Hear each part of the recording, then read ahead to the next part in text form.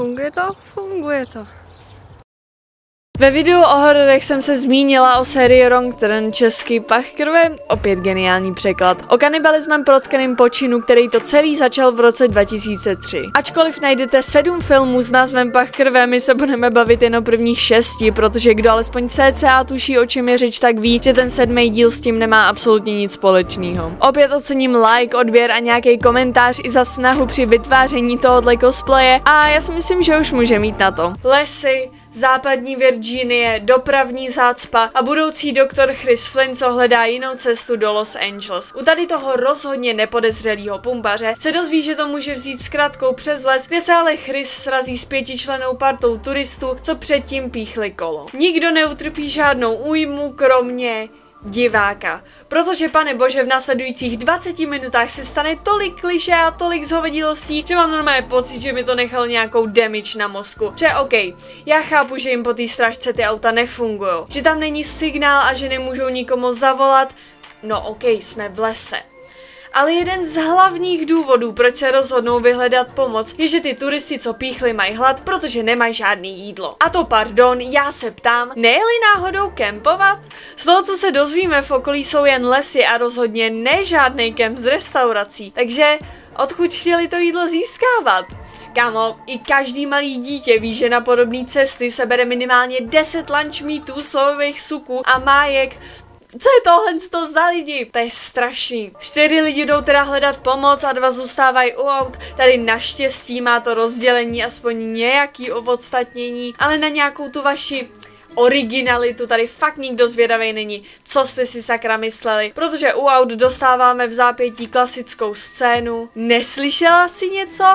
OMG, co to bylo, jdi to sám zkontrolovat, zatímco já budu jen civět okolo. O můj bože, on se nějak dlouho nevrací, jdu to za ním zkontrolovat. O můj bože, stopy krve a vrah ve křoví. Prostě další zremixovaná divnej zvuk scéna. Zatímco auto už nikdo nehlídá, naše skupina 4, včetně Chrise, najde opuštěnou chatu, opět velmi originální, do který bez vyzvání vlezou, kdo by to, pane bože, udělal, a i když tam na první pohled nacházejí zjevný důkazy o něčem minimálně znepokojivým, rozhodnou se tam zůstat, protože se jedný borce chce čůrat. Ty vole, ty vidíš schátralou chatu, ve který najdeš nože, sekery a další zbraně od krve a první myšlenka, co máš, je, že nechci obtěžovat, ale nemůžu si u vás dojít na záchod. No a k velkému překvapení všech přítomných najdou v lednici mrtvolu a než stačí odejít, tak chatě už přijíždí ikonický žlutý trak a v něm 3 bratři. Jednomu chybí 2 prsty a je dobrý s lukem, jednomu chybí oko a je dobrý se sekirou a jeden má ostrý zuby jako pilu. Parta se teda schová pod postel, spod níž sleduje, jak všichni začali jíst a porcovat tu typku od auta. Pod postelí čekají až šusnou, kdy se jim tak nějak podaří uniknout, ale kanibalové jsou jim na stopě. Dostávají se na vrakoviště uprostřed lesa, kde vidíme všechny auta lidí, co kanibalové zabili, a všichni 4 se schovají mezi ně. To už je tam ale přijedou hledat naši bratři, který po nich pátrají tak, že se je snaží vyčmuchat. Jsou to mutanti, co jsou skoro neporazitelní, nemají emoce, neumí mluvit, žerou lidi, OK, ale superčich jsem teda nečekala. Nakonec se strhne potyčka, při který přežijou z party jen 3, ale na druhou stranu jim ukradnou auto, se kterým se vydávají do háje. Když se jim to auto zasekne v bahně a oni vylezou na pozorovací věž, kde se chtějí schovat do rána, ale z nějakého důvodu je tady ty kanibalové najdou a oni musí vyskočit oknem na strom. To, jak realistické je doktor, co z hořící věže vyskakuje volným pádem 10 metrů dolů na strom, nechám na vás. V téhle situaci už přežívá jen doktor a ta borka, který se nechtělo na záchod. Tihle 2 utečou a počkají do rána, kdy uvidějí projíždějícího policajta. Tady se ale zase historie opakuje a zase je najdou kanibalové a zase se strhne potyčka, která končí smrtí policisty a unesem borky zpátky do chaty. Proč ji nezabili hned, jako všechny ostatní,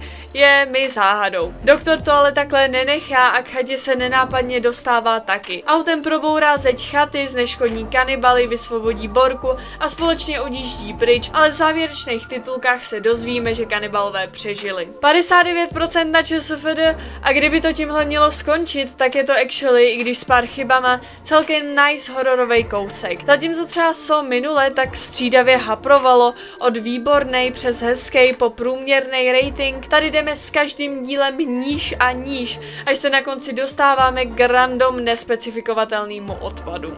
Pokračujeme o 5% horším Wrong Turn, Dead End a neb Pach krve, cesta nikam?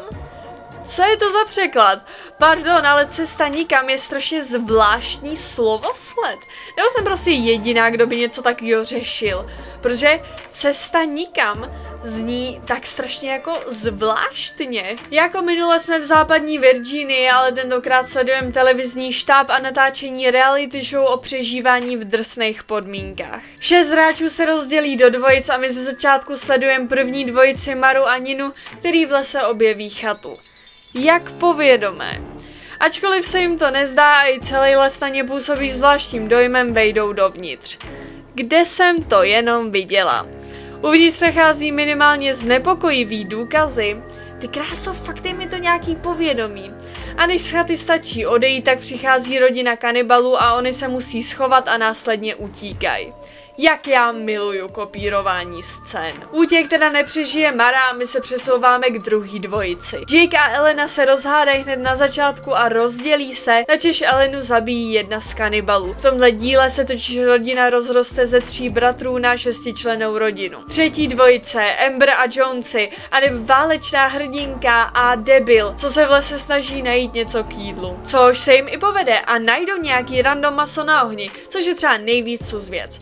Já chápu, že jsou v reality show o přežití, ale stejně. Ty prostě jen tak počeříš maso, o němž nemáš sebe menší tušení, co je zač, sníš ho a pak se divíš, když podle tetování zjistíš, že je lidský. Na nějakém tom jejich centrálním placu se teda nakonec sejdou Amber a Jonesy, Jake a Nina a tihle 4 se vydávají pro pomoc. Cestou se ale rozdělí, narazí na kanibaly a Amber s Jonesem umírají, zatímco se Nina s Jakem dostávají do starý papírny, kvůli který se nám překvapivě odhaluje i kousek lóru. Odpad z papírny totiž otrávil místní vodu a tak se většina místních odstěhovala, až na jednu rodinu, která tam z harputile zůstala i navzdory varováním a kvůli odpadu se změnila na ty monstra. Potom, co vylovili všechny zvířata, začali lovit turisty. A teď to vypadá, že je na řadě i Nina s Jakem, když je kanibalové unášejí a uvazujou ve skladu papírny, kde celou tu dobu žili. Jako princ na bílém koni se ale vynoří tenhle cápek režisér celého toho nápadu o survival hře, který Ninu i Jakea zachrání, ale on sám umírá. Naši jediní přeživší ještě po jedné potyčce s rodinou teda nakonec skutečně vyhrajou, ale jako minule se v závěru dozvídáme, že Three Finger, ten jeden z bratrů, je stále naživu. A jeho příběh bude pokračovat ve 3. díle Wrong Turn, Left 4 Dead. Na což jsme se v češtině prostě vysrali a žádný podtitul to u nás nemá. V ratingu jsme klesli na 47%, ale i přesto, že hodnocením nejsme nejníž, pro mě je to jeden z nejhorších dílů. Hned vysvětlím. Sledujeme příběh vězňů a jejich vězeňských dozorců při převozu do jiné věznice. Cestou ale píchnou kolo o nastražený ostnatý drát a jsou nucený pokračovat pěšky. A to je tak maximum, co jsem ochotná popisovat. Celou dobu totiž sledujeme random hádky mezi vězni a dozorcema, který se v určitý moment stává jejich rukojmí. Nakonec se do tohle drama připlete i místní policie. Nějaká random studentka, co se tam schovávala v lese a mezi tímhle vším si vlastně uvědomíte, že se díváte na pár lidí, co v lese chodí pořád dokola a Cannibal left the chat. Je to dlouhý, nezajímavý, točí se to hlavně kolem ukradených peněz, ačkoliv je tam s naším tříprsťákem pár scén, dovede vás to do stejný situace jako s tím superčichem v jedničce. Co všechno vlastně kanibalové zvládnou a dívám se ještě na zmutovanýho člověka anebo na novýho Hulka. Three Finger v tomhle díle totiž přežije 3 rvačky, průstřel ramenem, bodnutí nožem do zad, pokousání od psa, probodnutí skrz na skrz břichem, pád na zem z jedoucího auta, probodnutí hákem svisle přes hlavu a výbuch nádrže s benzínem. Když vytváříte nějakou postavu ve filmu, je nutný se držet základní myšlenky. Mutanti v tomhle filmu nejsou žádný nadpřirozený bytosti. Když jako divák teda zjistíte, že by Three Finger přežil i moje pokusy o humor, haha, Ztratíte veškerý napětí, když víte, že stejně neumře. K tomuhle super počinu o 2 roky později přibyl i 4. díl, který je průlomový hned v několika věcech. Ne teda tím, že by to byl dokonalý film, ale tím, že jsme konečně dostali aspoň z půlky správný překlad. Bloody Beginnings na krvavý počátek, což, jak už z názvu vyplývá, je prequel k celé sérii. Začínáme u partičky 9 studentů, co jedou trávit zimní prázdniny ke kamarádu Porterovi na chatu. Cestou se ale ztratí a tak se přes noc uchýlí k přespání v opuštěné budově, co najdou po cestě. Ačkoliv zjistí, že je to opuštěný sanatorium, rozhodnou se tam zůstat. Jeden týpeček ale nemůže usnout a rozhodne se to tam mít prozkoumat, přičemž naráží na Porterovu mrtvolu tímhle způsobem. Portere, seš to ty? A kdy jsi přijel? Kámo, já chápu, že nebudeš nejostřejší tuška v penáli, když máš za kamaráda třeba tohodle helmiče, ale vážně se ti zdá, že je Porter v pohodě? Týpek to ostatním ale už oznámit nestihne, jenže v moment, kdy ho ráno začnou ostatní hledat a zazní věta No, půjdeme každý zvlášť. Tak je prakticky nevyhnutelný, že to skončí smrtí další týpečky. Je na čase vymyslet plán, který selže, ale nakonec se 5 zbylým podaří kanibaly zavřít do cely a teď položím otázku za milion. Co uděláte, když konečně spacifikujete bandu random cápku, co vám zabili už 3 kamarády a chtějí zabít i vás? Za A. Zabijete je.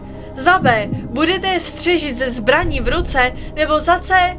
Usnete. No a vzhledem k tomu, že je měl hlídat už zmíněný helmič, asi je vám jasný, jakou odpověď zvolil on. Ten umírá, tyhle 2 jsou taky gon a zbývají nám Sarah a Kenya, který si při útěku nevšimnou nastraženýho drátu a máme konec filmu. Tenhle úspěch 46% byl hned o rok později přibitej 36% nádherou, co je hejtovaná i dosavadníma věrnýma fanouškama. Z lesů se poprvé dostáváme do města Fair Lake na halloweenský festival Mountain Man, kam se vydává i partička 5 kamarádů. Nás ale čeká zvrat hned ze začátku, kdy ještě než tam dojedou, málem srazí postaršího muže Maynarda. V tu chvíli se objevuje šerifka Carterová se zástupcem a všech 5 zatýká. Co ovšem nikdo netuší, že když její zástupce zůstane na místě činu, spavnou se tam naši 3 bratři a zástupce už jak to říct, není zástupcem. Na stanici u šerifky na sebe vinu hodí tady Billy, aby všichni mohli odejít do motelu. A v tu chvíli začnu mít se vším extrémní problém. Kanibalové v elektrárně vyhodí přísun proudu do města, což si nejsem úplně jistá, jestli je vůbec možný. A zároveň dost silně pochybuju i o tom, že ten šerifčin oznak není jenom kartička do knihovny. Vzhledem k tomu, že si jinak nedokážu vysvětlit, proč by dělala tak debilní rozhodnutí. Všichni umírají jen kvůli svý stupiditě a drží se svých morálních zásad i na úkor zdraví všech okolo. Parta v motelu teda zjišťuje, že ve městě začali vraždit ty kanibalové a postupně se z motelu dostanou úspěšně za šerifkou. Mají za úkol zůstat na stanici do rána, než přijdou posily a nikdo to nezvládne.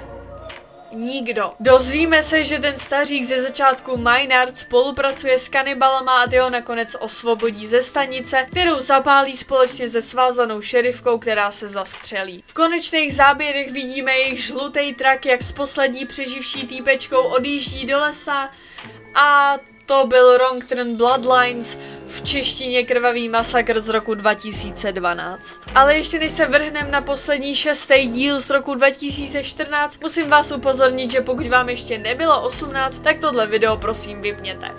Proč? Kvůli násilí, kanibalismu a vraždám? Ne.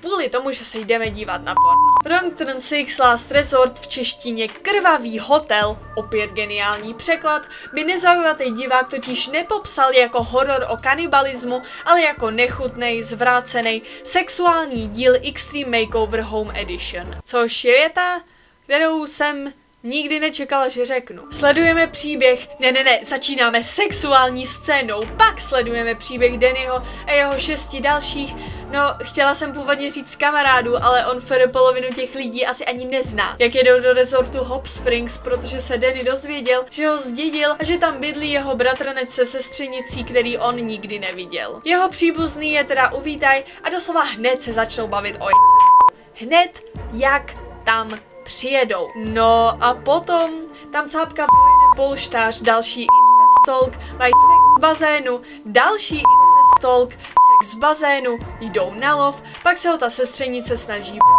další scéna v bazénu, sex v lázních, sex s mrtvolou, podivně úchylnej tanec a film končí sexuální scénou v lázních. To je vše, co o tomhle můžu říct. Trvá to 90 minut, z čehož tohle je literally hodina 10. Ten opravdovej děj, to drama, ten horor začíná, nedělám si srandu, až v posledních 20 minutách a to nepřeháním. Všichni Dannyho přátelé z místa nemají dobrý pocit a vyvrcholí to v momentě, kdy se dva z nich ztratí a ostatní pak zjistí, že je tady týpeček připravuje na večeři. Načež se spustí chasing scéna, při který všichni až na Dannyho umřou a konec. Teda sex v lázních a pak je konec. Well, posuďte sami.